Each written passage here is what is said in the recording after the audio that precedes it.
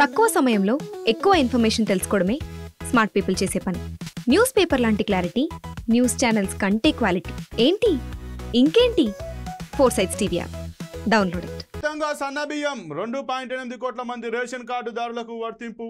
ఈ దిశగా ఆలోచన చేస్తున్న రాష్ట్ర ప్రభుత్వం ప్రస్తుతం ఇస్తున్న బియ్యం ధర కిలో రూపాయి, తినేది 15%, అమ్ముకుంటున్న మిగతా వారు తినడానికి తగిన బియ్యం ఇస్తే అక్రమాలకు రేపటి మంత్రివర్గ సమావేశంలో చర్చించే ఛాన్స్. కొత్త కార్డులపైన నిర్ణయం వెలువడే అవకాశం. ఇక ఏవైతే ఇప్పుడు రాష్ట్రంలో రేషన్ బియ్యం ఇస్తున్నారు, రేషన్ బియ్యంలో మాత్రం పాలిష్డ్ రైస్ అంటే దొడ్డు బియ్యం అయితే ఇస్తున్నారు. ఈ దొడ్డు బియ్యం తినడానికి సరిగ్గా ఉండకపోవడంతో ఇదైతే మ్యాక్సిమం తీసుకున్నటువంటి లబ్ధిదారులు ఎవరైతే ఉన్నారో అవి దళారీల పాలయ్యేటువంటి అవకాశం ఉంది. అలాగే అవి పక్కదారి పడుతున్నటువంటి అవకాశం.